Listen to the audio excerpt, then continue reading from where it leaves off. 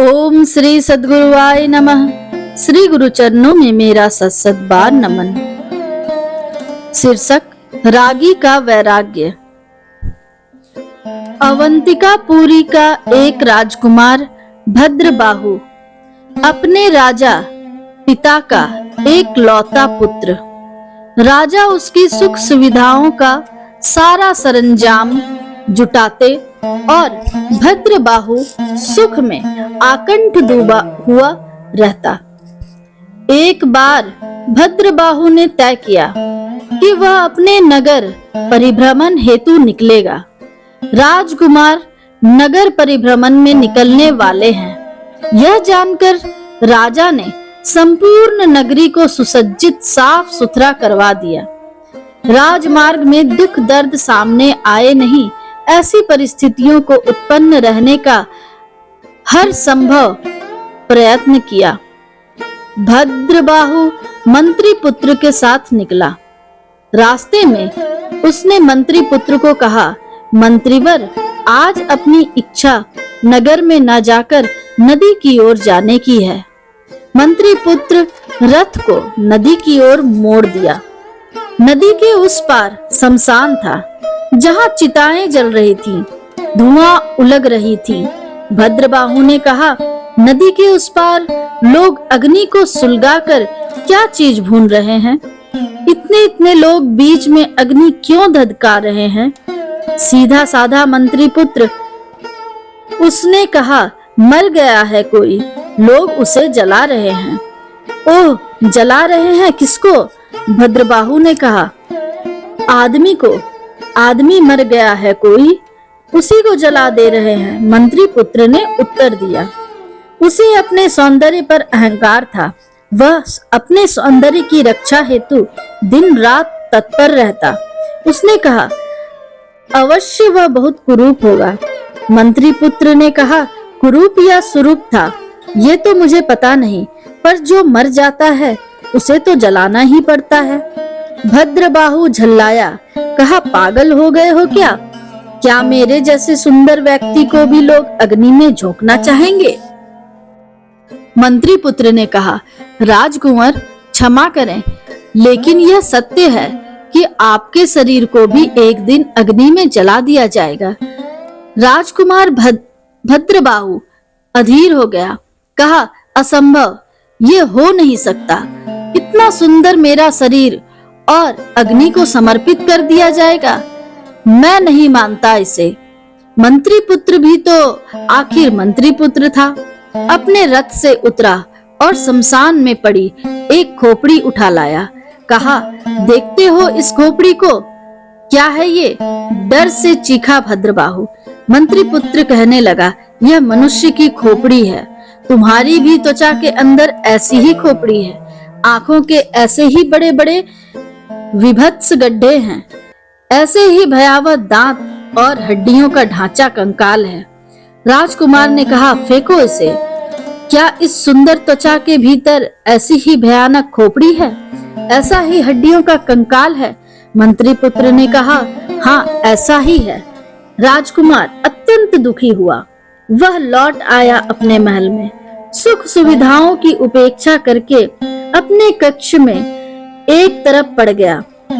अब मित्र लोग उससे मिलने आते तो उनसे मिलने में उसे कोई उत्साह नहीं होता। लोग पूछते, तुम्हें हो क्या गया है, बताओ तो सही। राजकुमार पूछने वाले को टकटकी से देखता रहता, तदुपरांत मुंह फेर कर रोने लग जाता। खाने के लिए उसकी माँ भोजन लाती, वह 2-4 कौर भोजन कर लेता, फिर थाली एक तरफ खिसका देता। माँ पूछती, आखिर तुम्हें हो क्या गया है? वह टकटकी लगाकर अपनी माँ को देखता, फिर मुंह फेर कर रोने लग जाता। दिन रात रोना। उसे उसका बहुत प्यारा मित्र कोई आता तो वह दौड़कर उठता अपने मित्र से मिलने के लिए, पर 2-4 कदम आगे जाता, मित्र को टकटकी लगाकर देखता, फिर अपना सिर घुमाकर रोने लग जाता। परेशान हो गए राजा। राजा ने तांत्रिकों, पंडितों, वैद्यों को बुलाया। तांत्रिकों ने तंत्र मंत्र किया, वैद्यों ने दवा दी, पंडितों ने ग्रह गोचर की शांति का पाठ किया, पर कुछ भी न होने वाला था, न हुआ। परेशान लोग राजा को लग गया अब उसका पुत्र कुछ दिनों का मेहमान है। उसने अपने वयोवृद्ध मंत्री को बुलवाया और कहा, महाराज, मेरे पुत्र को बचाने हेतु कुछ उपाय कीजिए। क्या हम लोग अपनी आंखों के समक्ष इसे मरते हुए देखें? वैद्यों ने कहा, इसे कोई रोग नहीं। तांत्रिकों ने कहा, भूत प्रेत देवी देवता ऐसा कुछ भी नहीं है। ग्रह गोचर वाले पंडितों ने कहा, कोई ग्रह गोचर नहीं। सब हैरान परेशान। मंत्री महाकाल की पुजारी था। वयोवृद्ध मंत्री अन्न जल त्याग कर महाकाल के आह्वान में डूब गया। दिन व्यतीत होने लगे, शरीर छिन्न होने लगा, मंत्री मृत प्राय हो गया। जाप में केवल होंठ हिल रहे थे, शरीर निश्चेष्ट था। अंतिम समय जानकर राजा मंत्री से मिलने गया, भद्रबाहु से मिलने गया। भद्रबाहु भी मिलने गया। भद्रबाहु अपने कारण मंत्री की स्थिति देखकर मंत्री की गोद में सिर रखकर रोने लगा। धीरे धीरे मंत्री की आंखें खुली। उसने अपनी गोद में भद्रबाहु को देखा, उसके सिर पर हाथ फेरा और कहा, भद्रबाहु, मैं आह्वान कर रहा हूँ महाकाल को कि वे एक ऋषि सत्ता को यहाँ भेज दें जो तुम्हें सही मार्ग दिखला सके। उसी समय लोमस ऋषि कक्ष में प्रवेश किए। सभी उन्हें झुककर प्रणाम किए। जैसे ही भद्रबाहु प्रणाम करने के लिए झुका, वैसे ही उसकी आंखें बंद हो गईं और उसे दिखने लगा बहुत से कंकाल, भूत, भैरव, पिशाच और न मालूम कितने लोग, सब के सब मानव देह या विभिन्न शरीरों को नोचता हुआ, चितड़ी बनता हुआ, खाता हुआ, मानव खोपड़ियों को गेंद की तरह उछालता हुआ। भद्रबाहु चीखने लगा। पागल जैसी उसकी स्थिति हो गई। उसे लगा जैसे उसकी आंख मुंह से बाहर निकल आएगी। वह भयावह दृश्य, चारों ओर लहू का फव्वारा, कहीं लोग कटकटाते हुए हड्डियों को बजा रहे हैं, कहीं तरह तरह का उधम मचा रहे हैं। ऐसा लगता है जैसे महाकाल की पूरी सेना ही मंदिर में उपस्थित हो गई हो। सब चीखे चिल्लाए जा रहे हैं।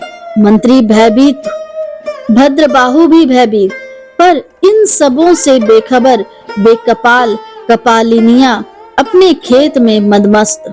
भद्रबाहु ने देखा, ये ही लोग शीतला के रूप में हैजा, पेचिस, प्लेग और विभिन्न बीमारियों के रूप में मानवों के शरीर को दीमक की तरह चाट रहे हैं।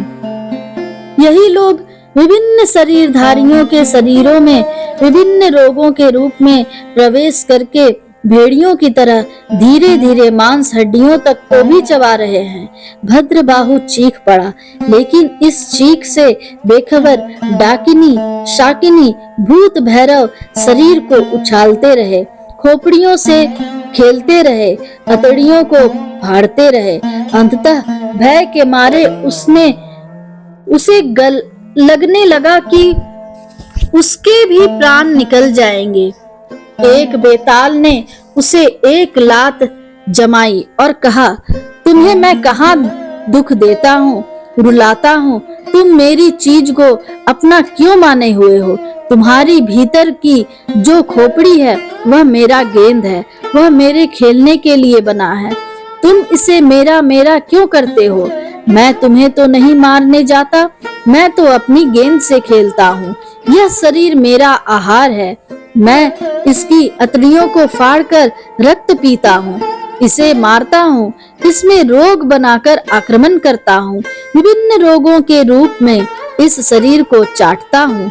लेकिन तुम्हें तो नहीं बिगड़ता, यह शरीर तो मेरा है, इसमें मेरा मेरा करके तुम क्यों पागल होते हो? तुम क्यों रोते हो? मेरी चीज को तुम अपना मानोगे तो रोओगे, तड़पोगे ही। मैं अपना दावा छोड़ नहीं सकता। भद्रबाहु की धिग्गी बंद हो गई। उसी समय उसने देखा कि उस शरीर के भीतर से एक प्रकाश पुंज निकला और वह एक बालक के रूप में परिणत हो गया।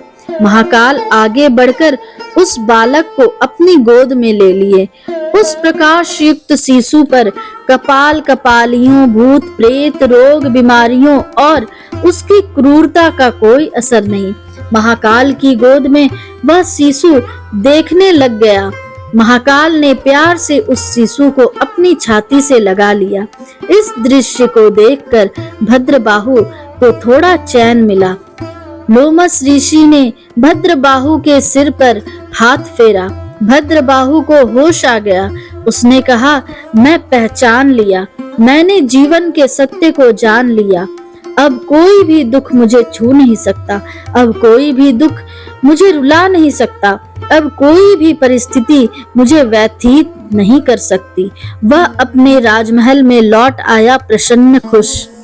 एक दिन मंत्री पुत्र खोपड़ी ले आया, मनुष्य नर कंकाल की खोपड़ी। हंसा। भद्रबाहु उसे देखकर हंसा। कहा, अरे यह तो बेताल का गेंद है। इस शरीर के भीतर भी बेताल का एक गेंद है खोपड़ी।